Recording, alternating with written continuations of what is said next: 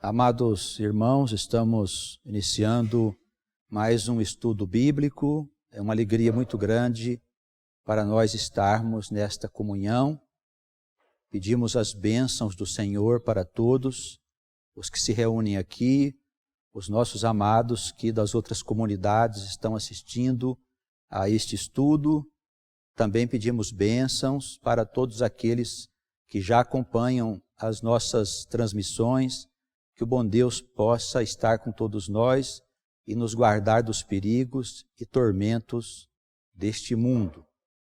Nós estamos examinando o livro de Hebreus. Hoje vamos ao capítulo 10, a partir do versículo 19. A palavra diz: tendo, pois, irmãos, ousadia para entrar no santuário, pelo sangue de Jesus, pelo novo e vivo caminho que Ele nos consagrou pelo véu, isto é, pela sua carne, e tendo um grande sacerdote sobre a casa de Deus, cheguemo-nos com um verdadeiro coração, em inteira certeza de fé, tendo os corações purificados da má consciência e o corpo lavado com água limpa. Retenhamos firmes a confissão da nossa esperança, porque fiel é o que prometeu. Este texto aqui do livro de Hebreus, ele traz um título bastante interessante, que é Exortação à ousadia e a santidade. O autor aqui, ele procura nos instruir de maneira que a gente compreenda que Jesus, ele veio nos trazer algo diferente de tudo que até então estava estabelecido. Até no tempo do Senhor, o sacerdócio levítico é aquele que predominava.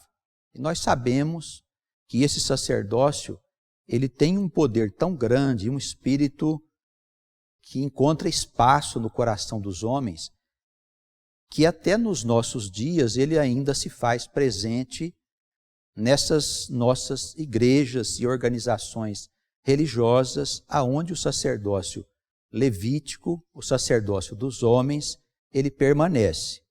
Nós vimos ao longo do estudo de Hebreus que o autor procura fazer um grande esforço para mostrar a diferença existente entre essas duas coisas, entre esses dois sacerdócios. E ele mostra também que havia necessidade daquele primeiro sacerdócio, mas que ele certamente viria a ser substituído por um outro, que seria definitivo. A partir do capítulo 10, ele vem nos exortar em várias passagens, lembrando da história antiga, das testemunhas do Senhor, a termos uma coragem para viver a fé de uma forma diferente daquela da qual o homem sempre viveu. Isso significa que nós precisamos romper com os conceitos que foram estabelecidos dentro das igrejas. Esses conceitos ainda estão presentes nos nossos dias, mas eles já não têm mais espaço.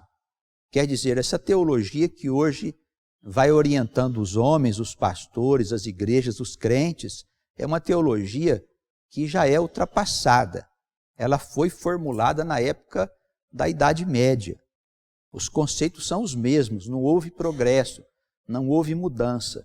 E o Espírito Santo, agora ele vem revelando no mundo muitas coisas novas. Não só às igrejas, porque as igrejas têm uma dificuldade para receberem coisas novas, mas há muitos outros homens que pertencem ao povo de Deus e que estão recebendo esses novos conhecimentos. Uma nova maneira de interpretar as Escrituras e de viver a fé que o Filho de Deus veio nos trazer. E para nós vivermos essa fé, essa nova maneira de olharmos para as Escrituras, nós precisamos ter coragem. É preciso ter ousadia. Devemos evitar a todo custo nós misturarmos os conceitos da igreja evangélica cristã com esses novos conhecimentos que vêm sendo revelados, essa nova maneira de interpretar os escritos sagrados, aonde nós consideramos a alma dotada dos mesmos predicados do próprio Criador. Porque vimos nos estudos que a alma, ela nasce do sopro do Criador. E que o Senhor, Ele dota a alma de todos os predicados, de todos os dons, para que, consciente da sua existência, ela venha a realizar uma vida de boas e santas coisas, fazendo o bem ao próximo e também encontrando a sua própria felicidade. A alma deixa de existir só por uma vida para fazer parte da história da humanidade, através das muitas encarnações, através das vidas sucessivas, que coloca a alma na condição de participante da construção desse novo mundo.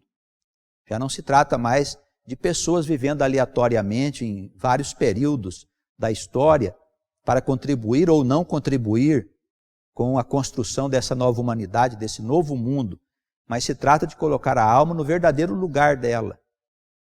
A Escritura diz, vós sois deuses, e essa é a nova maneira de nós olharmos para os Escritos sagrados. E para isso nós precisamos ter ousadia. Ousadia para entrar no santuário. Qual santuário? Não se trata de um santuário terrestre, é no santuário que está nos céus. É onde está a fonte do conhecimento. Deus quer que todos os seus filhos adquiram sabedoria. Esse ensinamento está por toda a Escritura. O Espírito do Senhor, ele chega a dizer que o povo se perdeu por falta de conhecimento. E hoje, infelizmente, os nossos crentes não têm o conhecimento das coisas eternas. Os crentes têm um conhecimento do que está escrito nas Escrituras. Mas o conhecimento eterno não se limita ao que está escrito na Escritura. Existe muito mais. Por isso Jesus, ele afirmou com todas as letras que havia muitas coisas a serem ditas, mas que as pessoas estavam despreparadas. Ele dizia, vocês não podem suportar o que eu tenho a dizer. O que significa? Que elas não estavam em condições intelectuais, em condições morais, espirituais, para terem acesso ao conhecimento que estava no santuário, no Santo dos Santos. E a morte vicária de Jesus veio abrir este véu, que é um véu simbólico, e permitir que a gente entrasse nesse santuário. E para isso é preciso ter coragem, porque nós precisamos abandonar aquela velha maneira de crer e de depender dos pastores.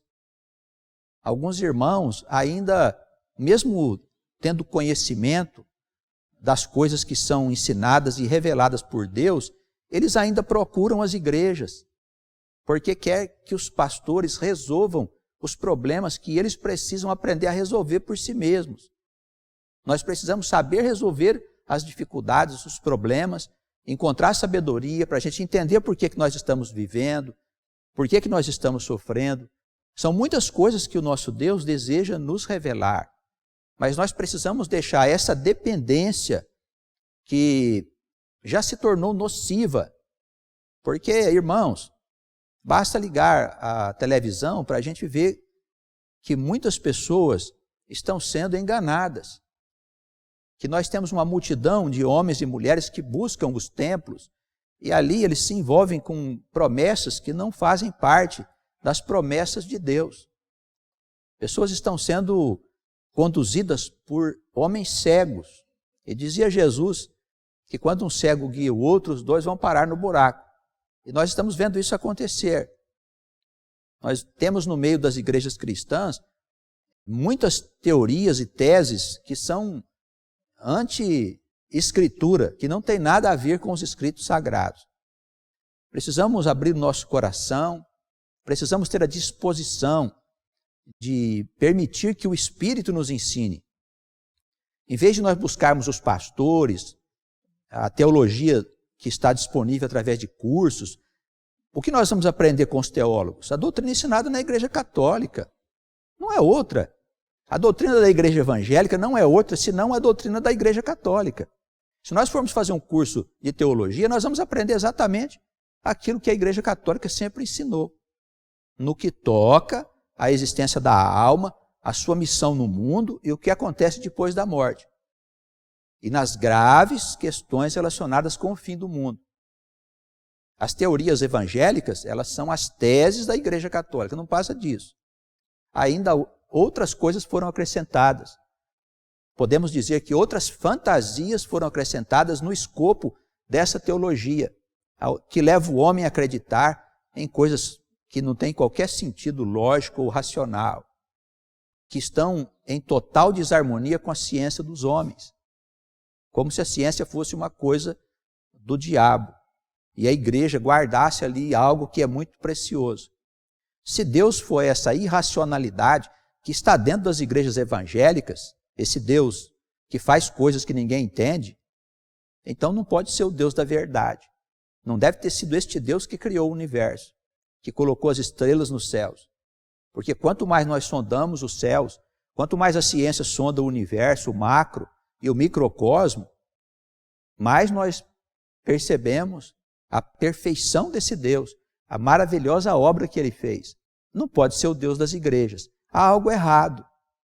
E se existe algo errado, certamente estes erros estão dentro da igreja e não no nosso Deus, não no Deus que criou todas as coisas. Tudo indica que a igreja está trancada dentro de um pensamento engessado, desde a Idade Média, e não sai disso. Os pastores não passam de padres que se casam e que têm um salário para poder cuidar do rebanho. Não passam de padres.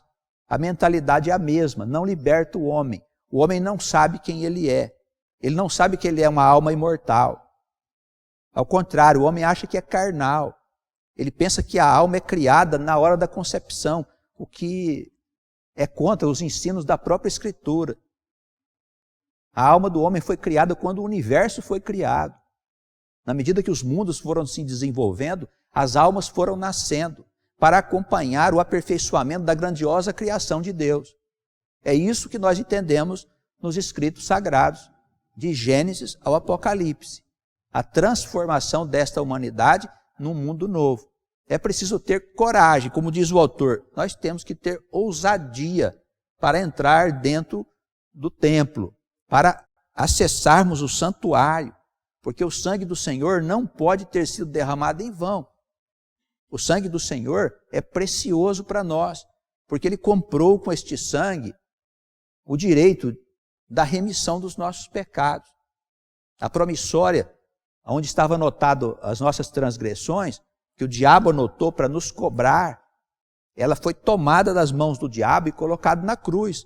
Diz o apóstolo Paulo, foi colocada na cruz, está fixada lá na cruz do Senhor, para que Ele não tivesse mais poder sobre nós. E quando nós dependemos de padres e de pastores, nós estamos ainda prisioneiros daquilo que nós já deveríamos ter sido libertos há muito tempo. Nós precisamos avançar e ter coragem. Irmãos, não é pecado avançar, não é pecado dizer sobre os erros e equívocos da igreja. Nós temos que entender que no mundo novo não vai ter igreja. Essa teoria que foi criada, que os pastores anunciam, de que Jesus vai vir buscar a igreja dele, é uma teoria falsa, de espíritos mentirosos, porque não há lugar nenhum que está escrito que Cristo vem buscar a sua igreja. Eles inventaram essa história de passagens em que eles tiraram as palavras ali e inventaram que Cristo vai vir buscar a igreja, levar para o céu e o mundo vai se consumir junto com o universo inteiro em chamas. Essas teorias não são verdadeiras. Nós temos pela frente um desafio grande, que é construir um mundo onde vai predominar o bem, a justiça, a paz, o amor entre todos os irmãos. E esse mundo, ele é produto do trabalho de todos nós, movidos pelo Espírito de Deus. Isso é a criação de Deus. Não haverá nada sobrenatural, vai cair uma chuva de fogo dos céus aqui, vai destruir tudo, e Jesus vai vir buscar os crentes para poder morar no céu com Ele. Sinceramente, irmãos, sinceramente, ao que parece, Deus quer promover o mundo, Deus quer promover a humanidade. Pelo menos os escritos sagrados no Velho e no Novo Testamento, ou na Velha ou na Nova Aliança, como queiram chamar, os escritos sagrados, eles dizem essas coisas, que Deus está promovendo o mundo, que os mansos herdarão a terra, que haverá um novo céus, uma nova terra, mas não um novo planeta. Não precisa fazer um planeta novo. O planeta não tem culpa do mal que está no coração do homem. O problema é o homem, que não sabe quem ele é e faz aquilo que não deve. E o principal mal que existe no homem é o fato dele pensar que só vive uma vida. Que se nós vivêssemos mesmo uma vida, é lícito e direito do homem aproveitar essa vida. E todo mundo quer aproveitar a vida. E vocês veem o que está acontecendo aí fora. Basta ligar o noticiário. As querelas dos homens, as suas brigas, não passam de disputa por poder. Cada um quer ser melhor do que o outro. Isso está em todo nível. Nível político, nível econômico, nível social, está dentro das famílias, entre irmãos. O diabo semeou um espírito de destruição. Ele está destruindo a humanidade. Porque o homem não sabe da verdade. A igreja não sabe da verdade de Deus. Ela precisa aprender. No mundo novo não vai ter templos, não vai ter igreja, não vai ter lugar de adoração. Porque o próprio Senhor diz que o conhecimento sobre ele estará no coração de todos. E Deus será adorado em todos os lugares, em espírito e verdade. Disse Jesus, estes são os verdadeiros adoradores, quando ele conversou com a mulher samaritana, segundo o testemunho do Evangelho de João. Os verdadeiros adoradores são aqueles que adoram a Deus em espírito e verdade. Para isso, irmãos, é preciso romper com esse sistema velho. Mas eu quero seguir na igreja do jeito que o pastor sempre fez. Vá com Deus. A hora que vier o fim do mundo, vai ser um transtorno enorme. As igrejas vão ser destruídas, elas vão ser pulverizadas pelo mal. É um tempo onde nós vamos saber mesmo quem é de Deus e quem não é.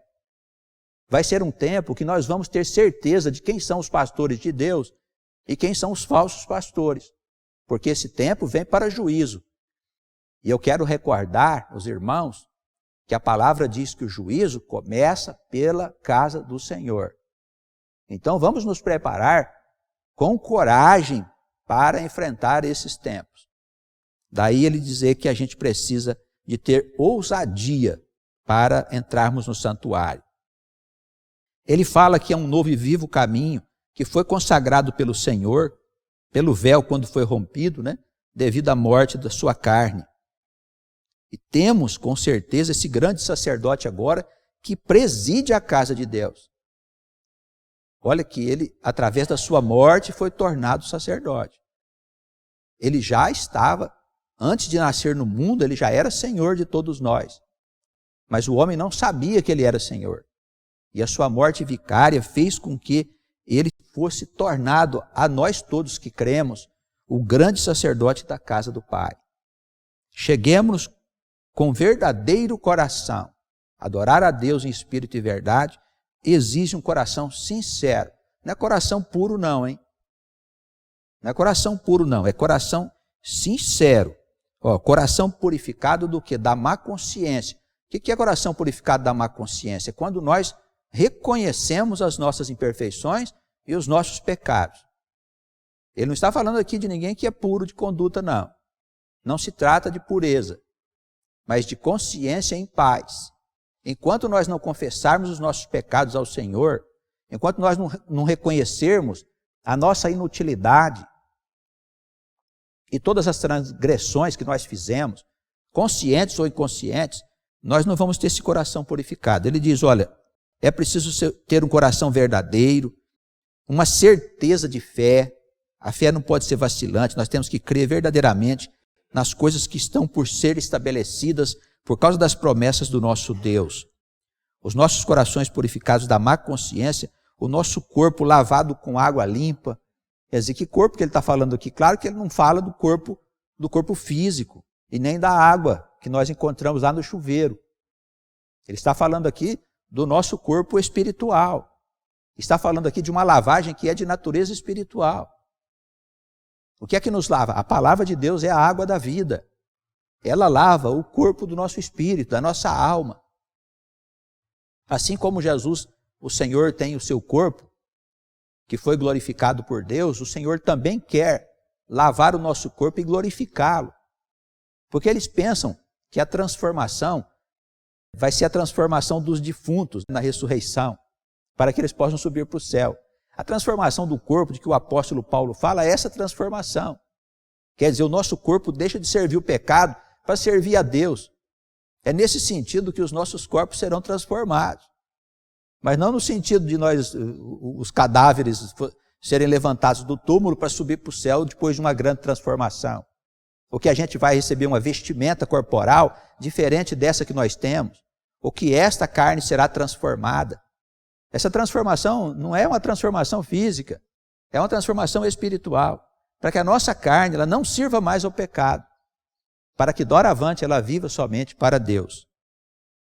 Retenhamos, pois, firme a confissão da nossa esperança, porque fiel é aquele que prometeu. Estamos sob promessa. As coisas que nós estamos falando têm a ver com as promessas do Senhor. Quando nós falamos de um mundo novo, de uma nova humanidade, nós estamos falando do cumprimento de promessas que foram feitas por Deus lá atrás pelos nossos antepassados. E por muitos de nós que estivemos lá, ouvimos as promessas do Senhor, estivemos no meio do povo de Deus, participamos da história do povo de Deus, com certeza. Todos nós, talvez não, alguns de nós, ou todos nós, Deus o sabe. Mas certamente nós estamos sob promessa. Nós estamos sob o juramento de Deus. Eu não posso ter dúvida. Que dúvida eu vou ter? Será que o pastor está falando é verdade? Será que não é? Mas isso é a promessa de Deus. Nós estamos sob juramento. O Senhor jurou e assim se cumprirá. Existe alguma possibilidade das coisas não acontecer? Não há nenhuma possibilidade. Pastor, mas será que o povo do mundo, será que se eles mudarem, Deus não vai destruir o mundo? Não, Deus vai destruir o mundo. Está escrito que vai ser assim, porque este povo que está aqui, eles não têm condições alguma de entender nada que é de Deus. A maioria dos habitantes da terra são almas atrasadas, são almas adormecidas, são almas sem condições ainda de compreender os fundamentos da verdadeira civilização e da verdadeira vida. E por isso, essas almas precisam ser apartadas. Isso chama-se juízo. Vai acontecer porque é palavra de Deus, é promessa do Senhor. O Senhor disse, assim acontecerá. Ou não? O homem tem poder sobre alguma coisa? O homem não pode mudar a sua vida? O homem não tem poder de mudar a sua vida. Assim como nós não temos poder de mudar a nós. Nós precisamos da ajuda de Deus para mudar a nossa disposição íntima. A doutrina da autoajuda, do autoconhecimento, é uma doutrina falsa. Se você está sob o domínio do diabo, como é que você pode conhecer-se? Você acha mesmo que ele vai deixar você conhecer você? Claro que não. Ele vai te enrolar, ele vai mentir para você, vai falar que você é um sujeito bom, que você é uma pessoa honesta, que do jeito que você está já está maravilhoso, você não precisa melhorar. Olha, você é um crente fervoroso, você paga os seus dízimos, faz as suas ofertas, você faz suas promessas, você serve a Deus dando comida para os pobres, você veste os nus e tal. Você não precisa de melhorar, de mudar mais do que isso, já é um homem de Deus. Irmãos, nós precisamos nos penitenciar todos os dias. A penitência é um estado de arrependimento das coisas que nós fizemos, das quais nós já falamos muitas vezes ao nosso Deus, mas nós precisamos falar muitas vezes mais. Como diz a palavra do Senhor, em Ezequiel, nós precisamos nos envergonhar do que nós fizemos. Nós temos que ter nojo dos nossos pecados, abominar o pecado que nós cometemos. Se não for assim, a gente não se aproxima do Senhor. A gente não chega perto de Deus. Consideremo-nos uns aos outros para nos estimularmos ao amor e às boas obras. Veja só, a igreja, irmãos, é uma comunidade de almas que o Senhor junta em determinado lugar. Por afinidade, estas almas precisam se ajudar, estimular umas às outras, o irmão ao trabalho, à servidão, a uma vida de maior simplicidade. a não depender tanto das coisas do mundo para poder sobreviver. Nós temos que conversar entre nós como irmãos e tratar das coisas relacionadas com o progresso da alma, com o cumprimento da sua missão no mundo. Nós precisamos ser partícipes desta grande obra. Quando nós falamos que o Espírito quer te ajudar, que Ele quer ser o teu professor, Ele fala no seu coração, mas Ele fala pela boca de irmãos também, na comunidade, que vem te consolar, que vem te instruir, que vem te aconselhar. Isso deve ser uma prática constante entre nós e é necessário que a gente ouça os irmãos. Nós não podemos nos conduzir pelos nossos próprios pensamentos. Nós precisamos saber que podemos estar enganados. Não somos bons conselheiros de nós mesmos, irmãos. Nós somos bons advogados de nós mesmos, mas conselheiros não somos bons. Porque defender os nossos interesses, nós somos especialistas. Mas para tratar dos nossos pecados, nós não somos bons. E o irmão na igreja está vendo que estamos fazendo uma coisa errada. Um irmão chega e nos aconselha, vamos ouvir o irmão. Isso é a instrução que está sendo dada pela palavra de Deus. Não deixemos a comunidade, como é costume de alguns, antes admoestando-nos uns aos outros, e tanto mais quando vedes que vai se aproximando aquele dia.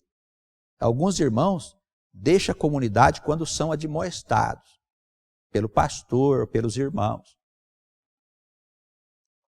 Eu tive notícia recente de uma irmã que deixou a comunidade porque foi admoestada. Não era membro da comunidade, mas frequentava a casa. Quando uma irmã viu que ela estava fazendo algo fora do caminho do Senhor, foi admoestá-la, ela foi embora. Procurar uma outra igreja, um lugar onde ela pode continuar fazendo o que ela vinha fazendo, que o pastor não sabe nem o que se passa com ela. Então nós precisamos ter cuidado, porque o diabo, ele é especialista em afastar a gente da casa do Senhor.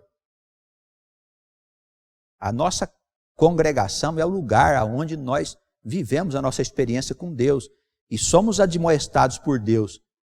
E por vezes, não só pelo pastor, pelo pregador, mas por um irmão que está perto de nós. Se a gente não tiver a capacidade para suportar a observação de um irmão sobre o que nós estamos fazendo, numa conversa honesta, sincera, de irmão para irmão, aí nós não podemos fazer parte do rebanho do Senhor. Porque todos nós precisamos melhorar. Irmãos, é preciso que os mais jovens recebam com alegria a admoestação dos mais velhos. Isso faz parte da orientação do Espírito de Deus.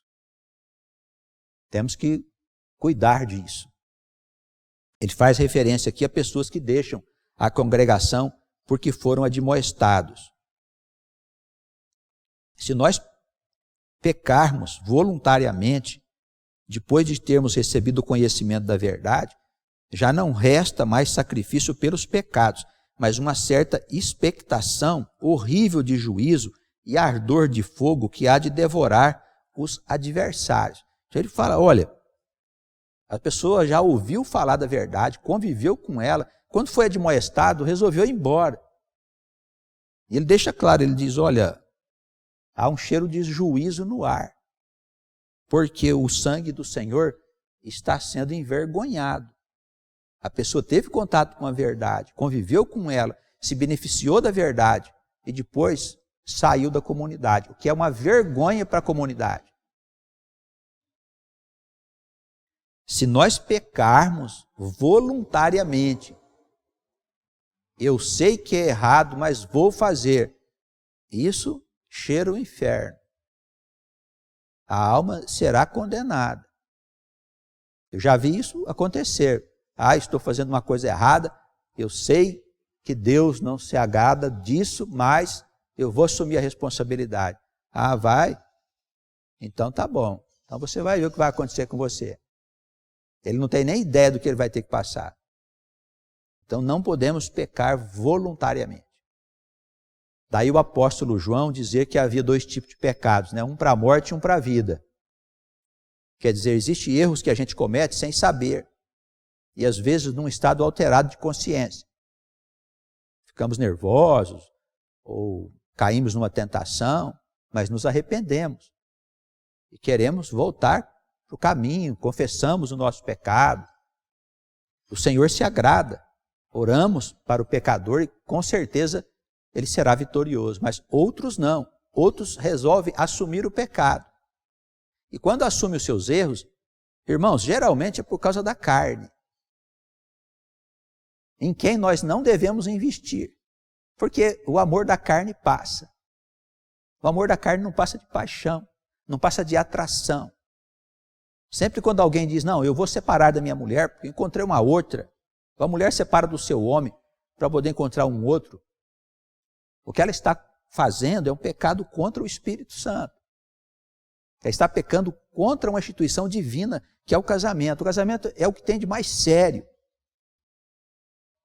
na criação de Deus, é a união de um homem com uma mulher para que possa haver a repetição do processo criativo, para que as almas possam encarnar.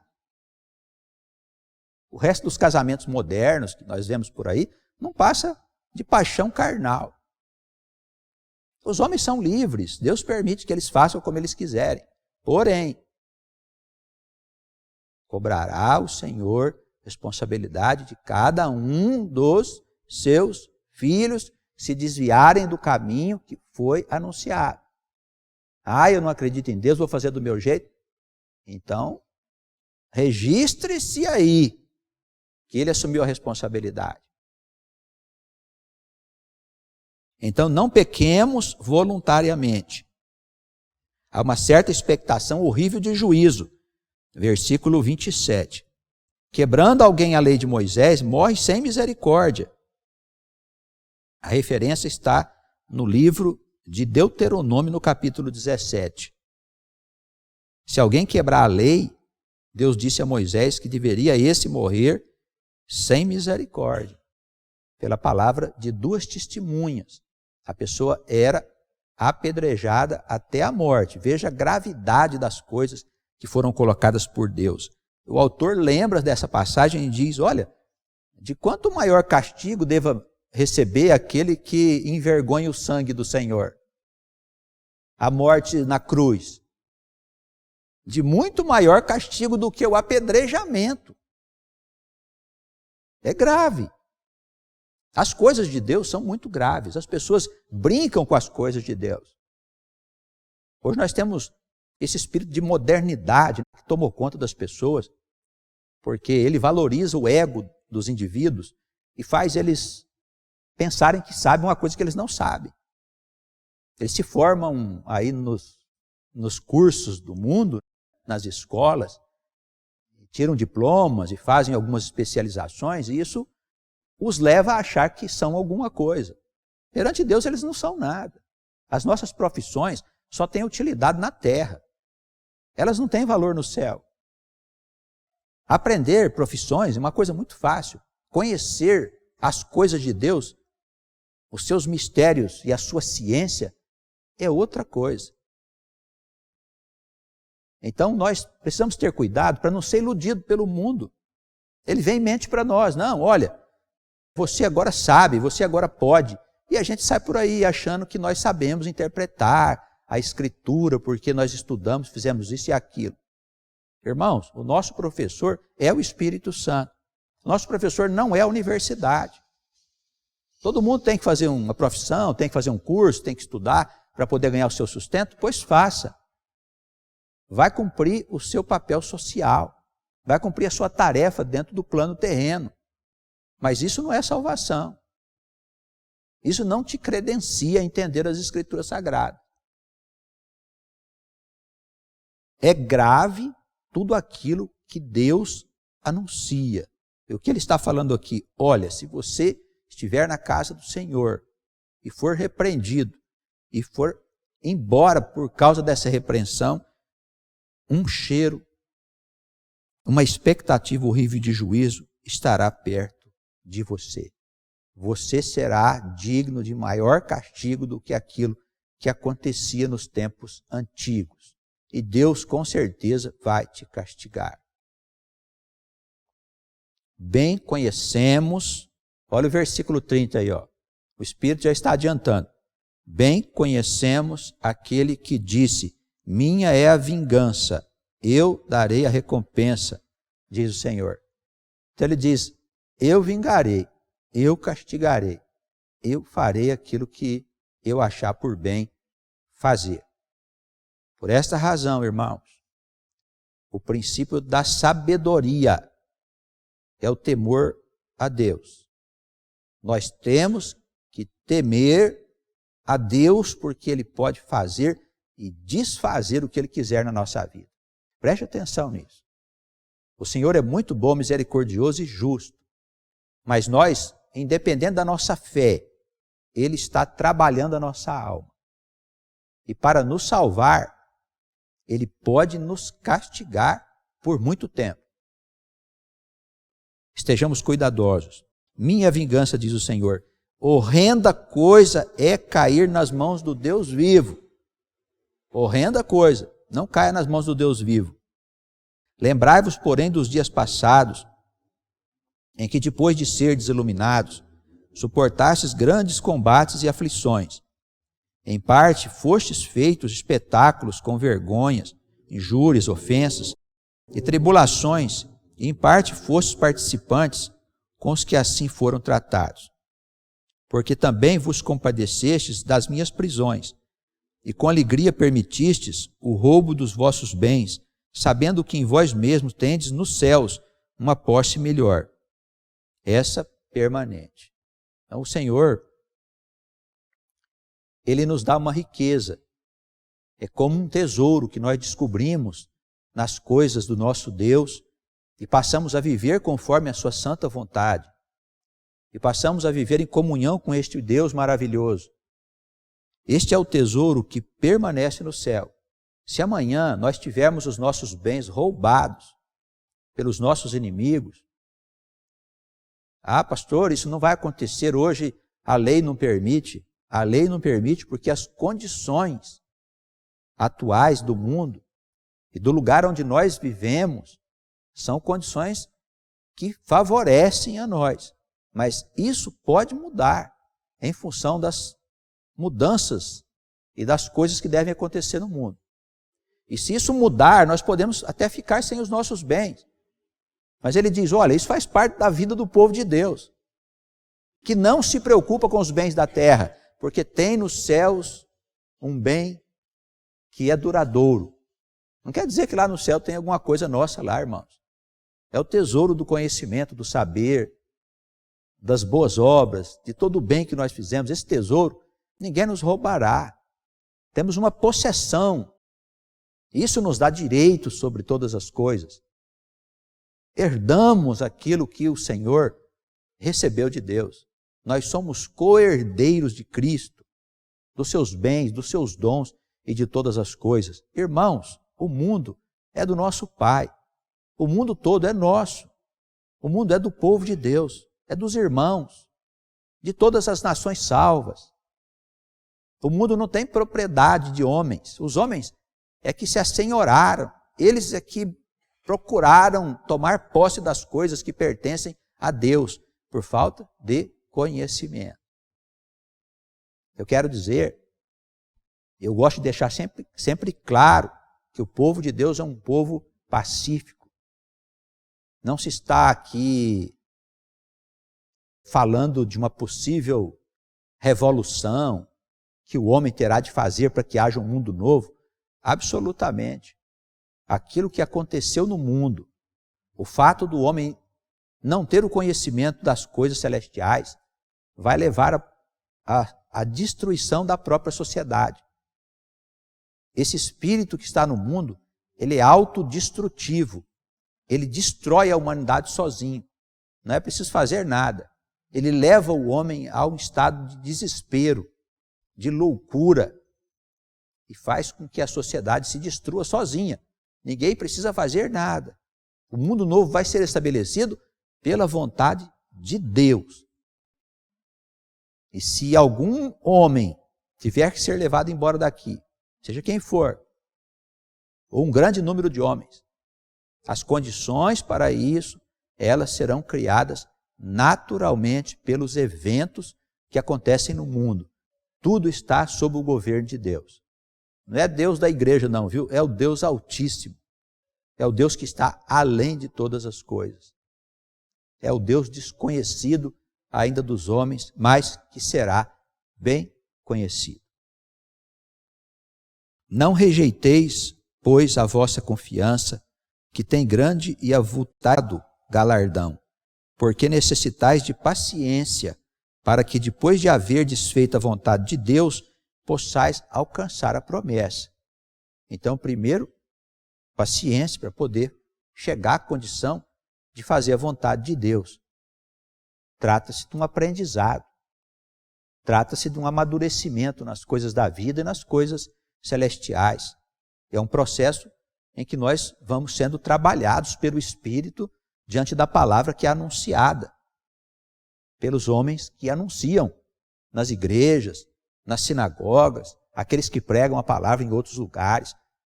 São homens que estão anunciando o verbo que trabalha o nosso coração, que nos amadurece. É preciso ter essa paciência para que a gente depois veja cumpridas todas as promessas do Senhor, porque elas se cumprirão. Foi feito sob juramento. Necessitais, pois, de paciência para fazer a vontade de Deus e ver cumpridas as promessas. Ainda um pouquinho de tempo, o que há de vir, virá e não tardará. O justo viverá pela fé. Isso não pode ser esquecido por nós. Nós vamos viver momentos de aflição, de desespero, mas o Senhor diz aqui, o homem que foi justificado. Não é o homem perfeito não, viu gente? Ó, acaba com essa história de perfeição. Perfeito só o Pai Santíssimo. O homem justificado, em qualquer circunstância, ele viverá pela fé. Isso é ensinamento do apóstolo Paulo. Ele cita aqui Abacuque no capítulo 2. O justo viverá pela fé. E se ele recuar, a minha alma não tem prazer nele. Olha só que maravilha. Você pode viver pela fé. Ele te dá todas as condições para você superar as dificuldades, os tormentos, as suas preocupações. Viveremos pela fé. Mas se você recuar, se você abandonar o caminho do Senhor, o Senhor não tem mais prazer em você. Daí, eu penso que muitas coisas desagradáveis vão começar a acontecer. Nós, porém, falando agora do povo de Deus, e aqueles a quem ele estava dirigindo a palavra, nós, porém, não somos daqueles que se retiram para a perdição, mas somos daqueles que creem para a conservação da alma. Amém? Que a nossa fé continue viva, firme, forte, muito poderosa no Senhor, que nós possamos juntos viver na igreja como irmãos, exercitando o nosso amor, exercitando a nossa preocupação uns com os outros, preocupação sincera, verdadeira, com a vida uns dos outros, porque vivemos apartados, vivemos cada um enfiado dentro da nossa casa. Um dia nós temos que viver como irmãos. Eu costumo afirmar que vai chegar um momento que o povo de Deus vai ter que viver num lugar junto, todo mundo, quando vier aquele dia, aquele tempo. Porque vai ficar impossível viver na cidade. O povo de Deus será agredido na rua. Nós teremos que estar num lugar, e como que vamos viver juntos se a gente não exercita esse amor? Se nós ficamos disputando uns com os outros dentro da casa do Senhor, disputando o conhecimento. Irmãos, vamos abrir os nossos ouvidos, os nossos corações, aos nossos pastores, aos verdadeiros pastores, homens pregadores da abençoada palavra de Deus. Irmãos, os dias estão difíceis. Nós sabemos que existe uma multidão de igrejas. Se você quiser saber qual é a igreja que você deve frequentar, é simples. Aquela que o pastor se preocupa com a salvação da sua alma. Esse lugar é um lugar abençoado. Em todo lugar onde a palavra de Deus é anunciada e que o pastor se preocupa com a salvação da alma e com os pecados que ela comete, e que instrui a alma, é um lugar abençoado. Os outros, você pode fazer uma opção. Se você vai na igreja atrás de dinheiro, você vai atrás de prosperidade e de sucesso material, fica à vontade. Aproveita, pega a escritura, dá uma olhada. Tem passagens que diz que quem é dono das riquezas desse mundo não é o Espírito de Deus. É um outro espírito. Eu acho que você vai se surpreender. Não vá à casa do Senhor buscar riquezas, prosperidade, sucesso material, sucesso profissional. Não vá na casa do Senhor buscar essas coisas, porque o Espírito que vai te dar essas coisas não é de Deus. Tenhamos cuidado. Deixemos o nosso coração aberto, dilatado, para compreendermos as coisas eternas, as coisas de cima, para pertencermos ao povo santo. No mundo novo, nós vamos ter em abundância tudo aquilo que nós necessitamos para a nossa vida, para as nossas realizações e para a construção desta humanidade. Porque com certeza a Nova Jerusalém será produto do nosso esforço, do trabalho, das nossas mãos, pelo Espírito de Deus que em nós haverá de habitar. Que nós sejamos abençoados, em nome do Senhor, os que se reúnem aqui, as comunidades que recebem a palavra e os nossos irmãos que nos acompanham. Que a paz de Jesus Cristo esteja nos nossos corações, agora e para sempre.